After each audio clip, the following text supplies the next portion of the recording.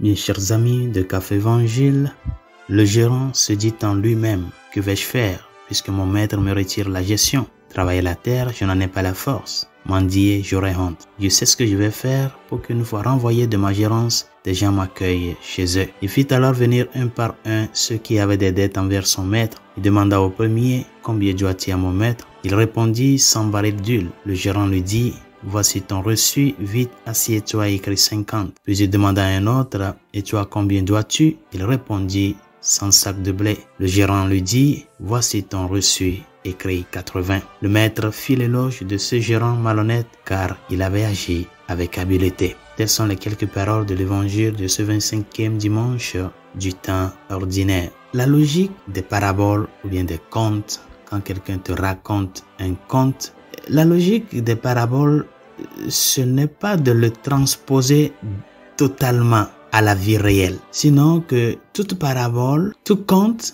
raconté vient nous enseigner quelque chose. Qu'est-ce que cela voudrait dire? Que le conte peut être rocambolesque, la parabole peut avoir des histoires de tuerie, de quoi que ce soit, des injustices. Mais comment termine l'histoire? Et c'est de là qu'il faut chercher l'enseignement qui est dedans. Parce que la parabole d'aujourd'hui de l'administrateur ou bien du gérant infidèle, si on le prend dans sa totalité, on le transpose dans la vie réelle, on peut aller à l'encontre de l'esprit de la parabole et par conséquent à l'encontre de ce que le Seigneur veut nous enseigner. Disons cela, il convient de rappeler que la logique du royaume de Dieu, la logique de la vie que nous apporte le Christ, le fait que Dieu se fasse homme a eu à changer l'histoire de l'humanité. Il y a un revirement de l'histoire qui est accompli. Et donc, il est très important de voir en Jésus-Christ la nouveauté. Il apporte une nouveauté. Cette nouveauté s'assoit totalement sur l'offre, la proposition de la vie éternelle qu'il fait à tout un chacun de nous.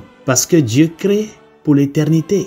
Il nous a créés par conséquent pour l'éternité. Nous devons vivre pour l'éternité.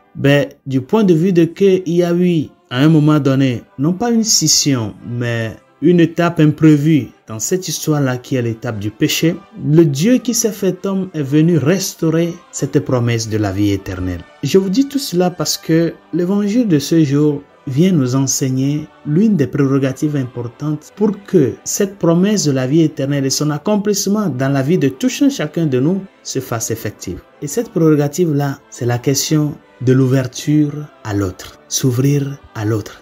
Dans la générosité, dans un esprit de partage, dans un esprit de faire parvenir aux autres ce que nous recevons, ce que nous gagnons. La logique du don reçu, c'est qu'elle se donne constamment. C'est comme une chaîne de transmission. Quand ça arrive chez toi, ce n'est pas que tu le gardes pour toi, mais plutôt que tu le passes à d'autres. C'est ça, le don doit circuler. Les grâces que nous recevons de Dieu, les talents que nous recevons de Dieu, c'est pour les faire circuler, pour que cela parvienne à tous. Vous voyez, c'est ce que le Seigneur veut que nous apprenons de ce gérant malhonnête. Apprendre à faire circuler les biens de Dieu. Mais pour y arriver à cela, il est très important de que nous soyons habiles du point de vue à ce que le Christ nous offre. Il est à la porte et il frappe. Est-ce que nous sommes disposés à lui ouvrir la porte? C'est ça la question de fond. Est-ce que nous savons vraiment que c'est le Christ qui frappe à ma porte? Pourquoi alors ne pas être généreux en offrant le pardon à celui qui t'a offensé? En offrant ton temps pour aider cette personne-là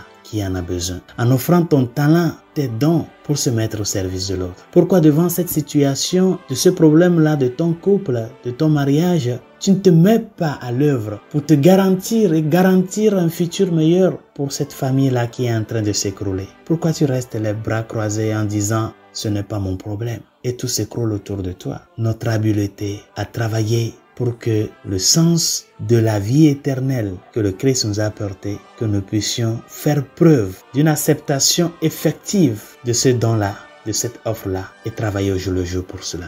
Et c'est ce que nous voyons dans la société. Si c'est pour des questions de notre intérêt personnel, nous sommes prêts à lutter, même prêts jusqu'à sacrifier notre vie. Mais pourquoi? Si c'est une question de revenir à la foi, on se dit, non, l'église m'a trahi, non, moi je ne crois plus en l'église. Si c'est pour des questions de reprendre la pratique des sacrements, on ne prend pas ce sursaut immédiat pour dire, ah, je suis dans une situation, je dois faire quelque chose pour ma croissance dans la foi, l'espérance et la charité. Demandons au Seigneur de nous aider à ne pas perdre de vue de que il est venu faire parvenir à tous les cœurs ce don-là, qu'est le salut, la vie éternelle. Dieu veut que tous les hommes soient sauvés et parviennent à la connaissance de la vérité, comme le dit Saint Paul dans la seconde lecture de ce jour. C'est ça son vouloir, que tous nous soyons sauvés. Mais ce vouloir de Dieu doit aussi être voulu par toi, accepté par toi. Et ce vouloir-là a une logique. La logique du partage, la logique du don, la logique de la générosité. De dépenser les biens éternels, les dépenser de par la justice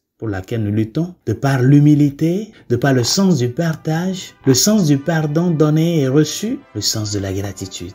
Notre vie comme chrétien serait différente. Demandons-lui que sa grâce nous y aide. Bonne journée. Dieu vous bénisse.